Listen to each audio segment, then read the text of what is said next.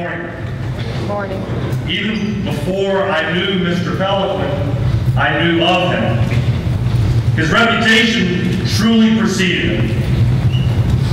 I remember more than 5 years ago asking a Jesuit student, he was a junior at the time, now he's a senior at Boston College.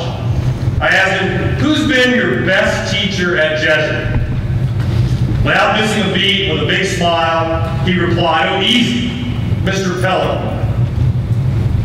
During my first year as president, I like to visit Mr. Peloquin's class. Certainly not to evaluate him as a teacher. It's not my job, and it would have been extremely presumptuous of me to say the least.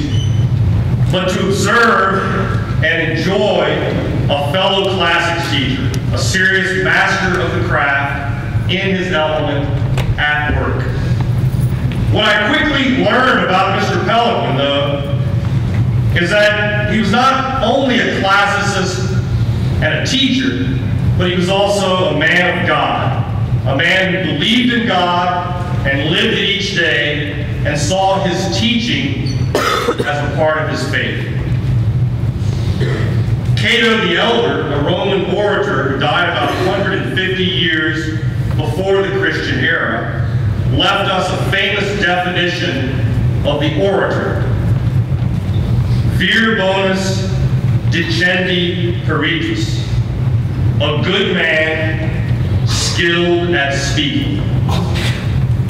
About 2,000 years later, Philomovus, the best German classical scholar of the 19th century, in a conscious echo of Cato's famous line, defined the scholar as vir bonus dicendi peritus, a good man skilled at learning.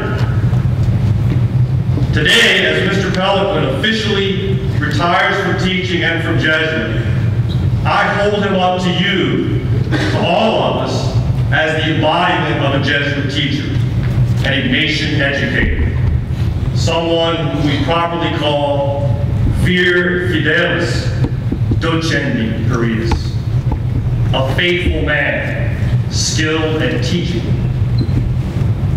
We are in special convocation this morning to pay tribute to Mr. Peloquin, to thank him, and to honor his unparalleled legacy of faith-filled instruction in the classroom.